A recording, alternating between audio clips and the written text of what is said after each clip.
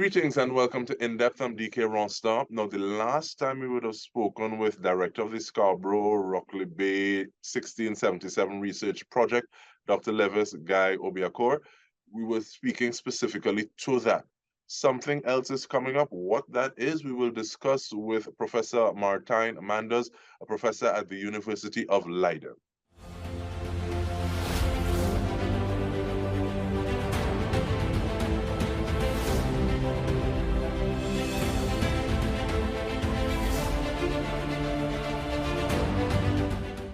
Welcome, Prof. How you do?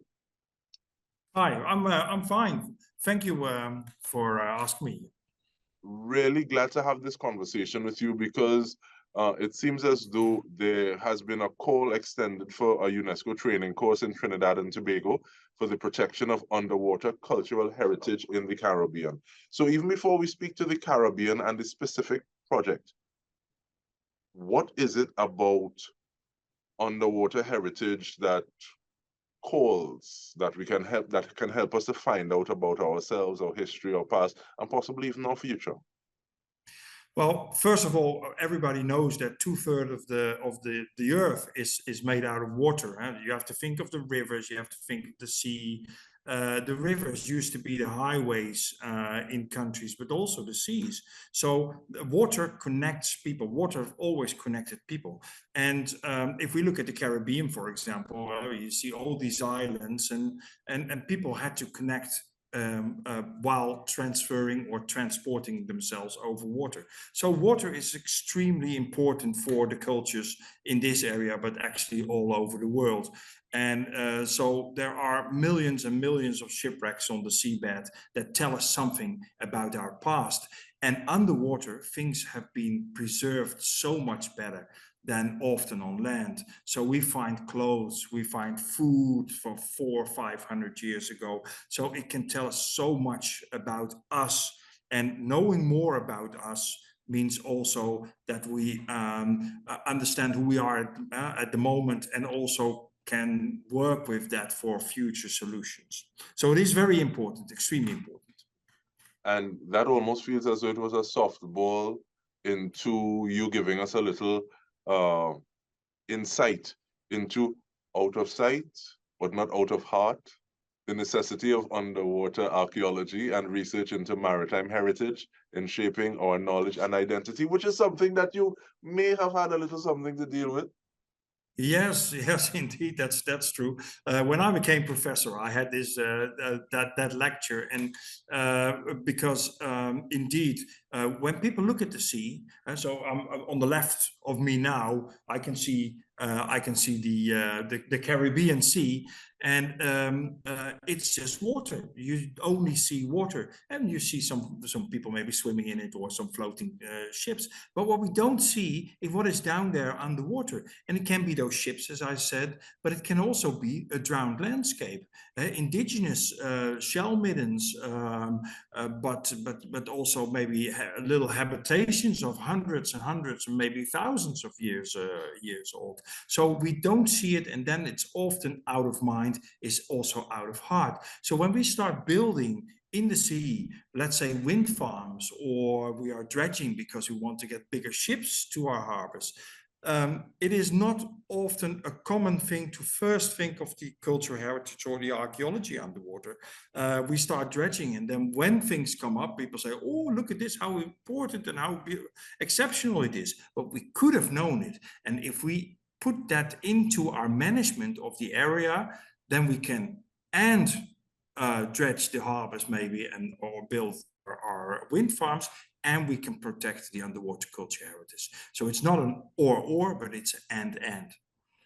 And I really like that. And what I am appreciating about you in the little conversation that we've had thus far, Prof, as well as some of the things that I've read about you, is that you work in the intersections of a few things well. And not or, but is an and. Do you feel sometimes that attention is paid more to one than the other in terms of looking at archaeology, specifically underwater archaeology, versus maritime pursuits that may be a lot more financial in nature, where people are looking at the bottom line? Oh, certainly, and it's two ways. Huh? It's not so. I'm not trying to say all these people that want to make money out of wind farms or maybe oil or whatever, they don't care about the underwater culture heritage. Well, sometimes they don't, because usually it's ignorance. So we have to make sure that people know about it so that they can make decisions. But it's also sometimes the archaeologists who are saying you're not supposed to do anything. Stop here, protect there. Everybody has to understand that we're here together on this planet. But there is place often when you start talking with one another, when you do that in an early phase. So not at the last moment when the dredgers are already out there starting to dredge, but when you start talking earlier on in the process, then you can have a lot of solutions, and then it is not annoying for the builders that an archaeologist is there. No, it can be a surplus. It can be a PR also for a dredging company to have archaeologists working for them, telling the story of our common past. And that's one of the questions I wanted to ask, because it's almost as though, how do you ascribe a value? So you just spoke about PR, you just spoke about looking at things before the equipment is come out and people are already starting to dig or dredge.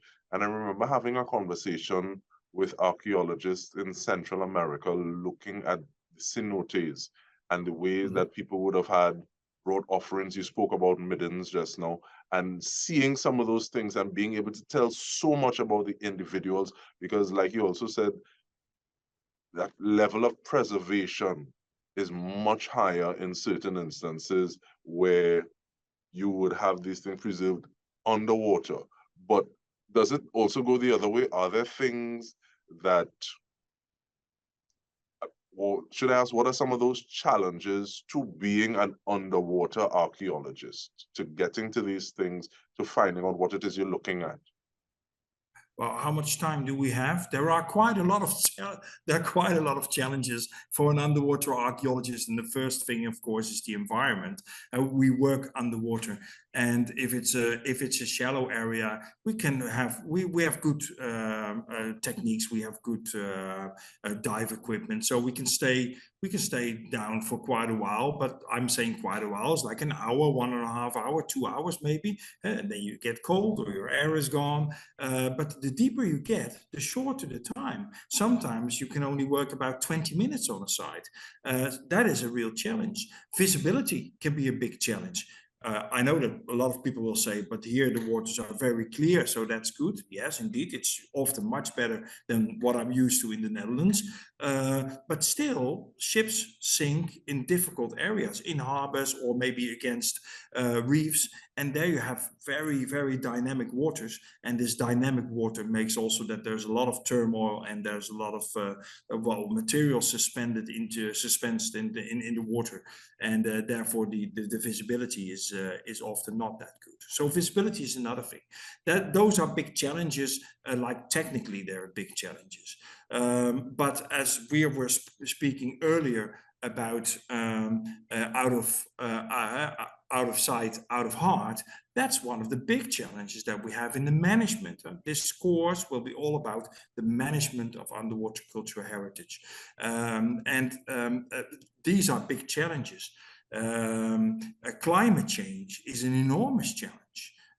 Sea level is rising, coasts are eroding in a fast rate, currents are changing, there are invasive species that are also changing the environment.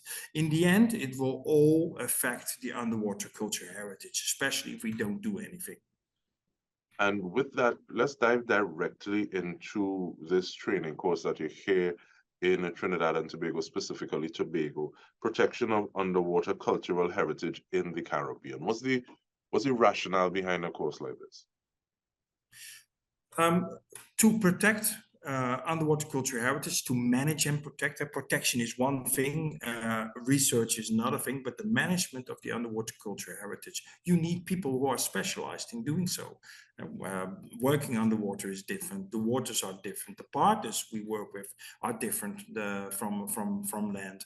So we are here training new archaeologists for the future, the next generation underwater cultural heritage managers, and not only from Trinidad and Tobago, but from a lot of other islands and countries in the area. So in the end, they also make a community together, and they can ask each other about how to manage the underwater cultural heritage in their own countries. And with that, we take a short break. We are speaking with Professor Martijn Manders, professor at the University of Leiden. We return after this. Stay with us.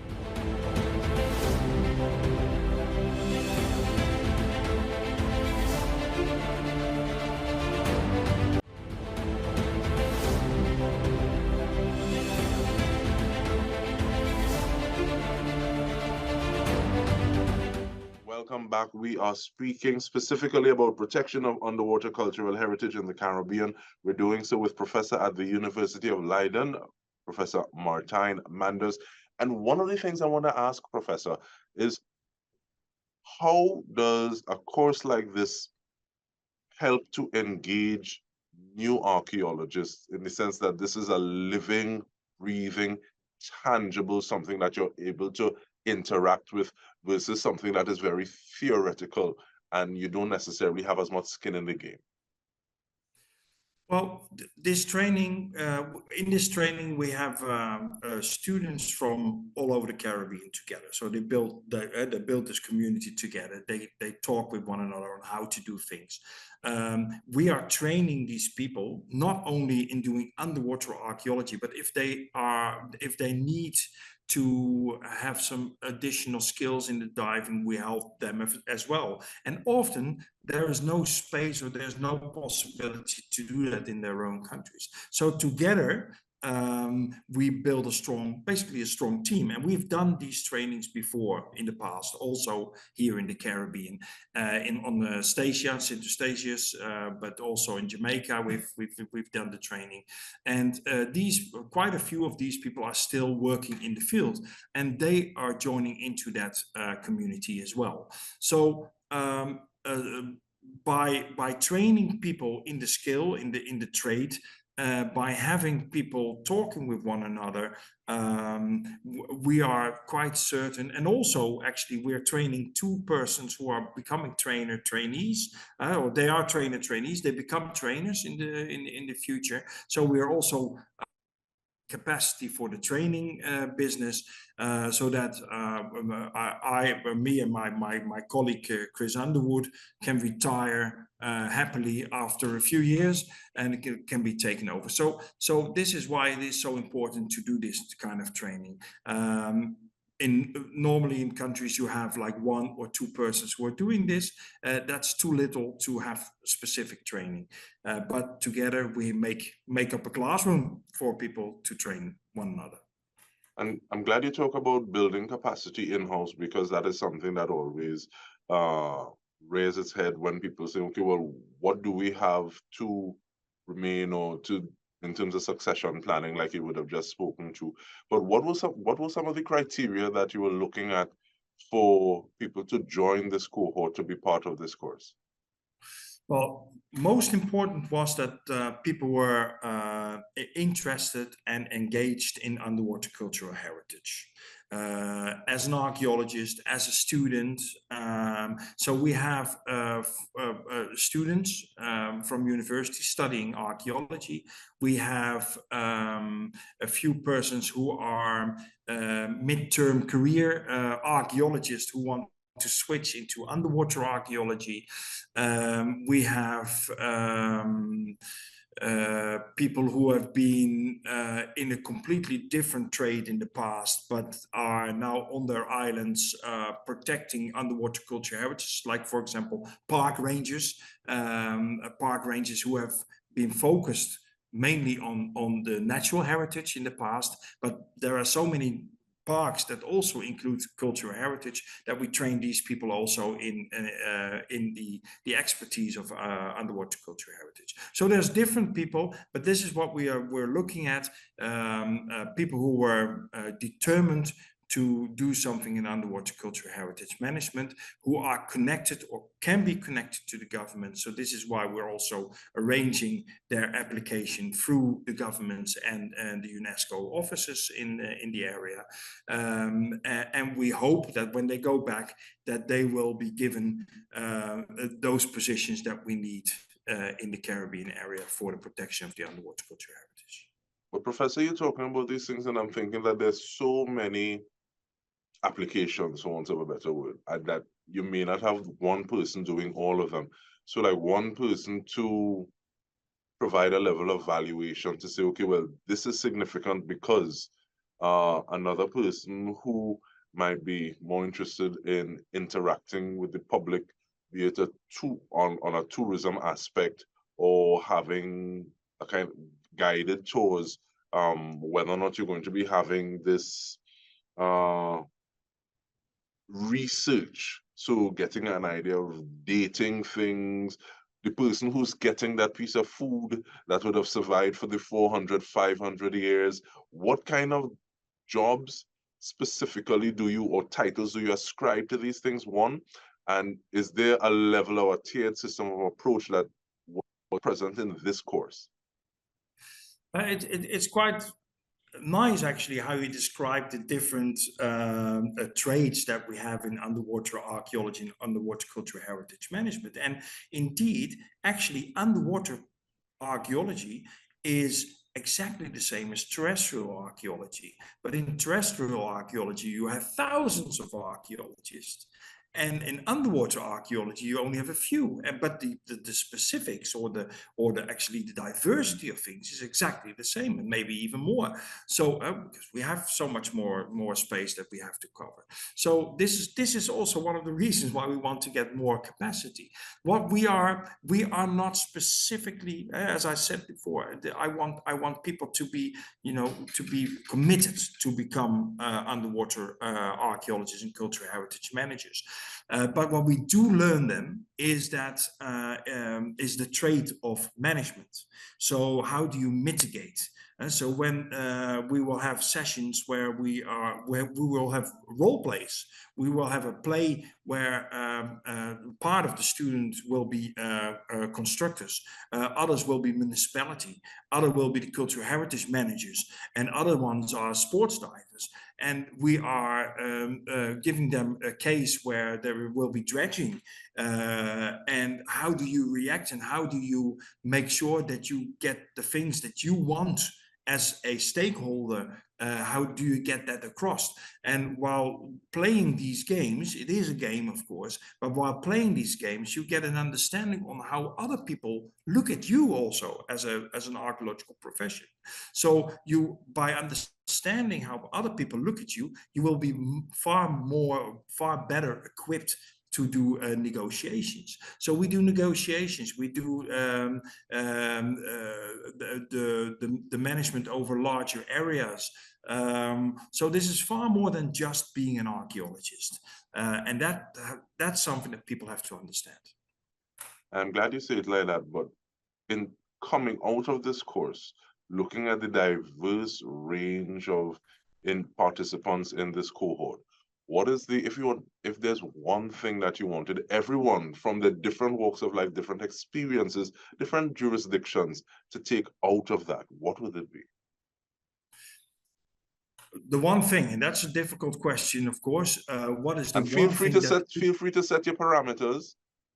Yeah, that's true. Well, if there's one thing that the students have to understand, is that although archaeology underwater may be very complex, they learn how to do this underwater also. It may feel complex. It is basically the same as doing archaeology above water. But when you have researched the ship and when you have excavated this, there is so much that comes before that, and there's so much that comes after that, and that's something that you have to manage. And that's what we want to bring across. So not only being that archaeologist doing that fine research of that beautiful cannon that is there, you want to lift it. No, there's a lot before that, and there's a lot after that. And there's not only one wreck, but there's 100 wrecks. And there's not only the wrecks, there's also the shell middens, as we said, or maybe the jetties that are of historical significance, or maybe the planes that are of historical significance. So there's much more. Open your view. That's basically what we're trying to teach the students here. Open it, look around. Expanding horizons while doing so with a level of competence, because if you make a mistake here, some of the effects might be a little more far-reaching than if you're doing it on land. But we want to thank you, and I appreciate that excitement, the enthusiasm that you're actually sharing that with, and I'm sure your students pick up on that as well. Professor Martijn Manders, professor at the University of Leiden, here for the course, the training course in Trinidad and Tobago at this point in time, protection of underwater cultural heritage in the Caribbean. And on behalf of the entire TTT News team, I'm Dike Rostant. Thank you so much for joining us.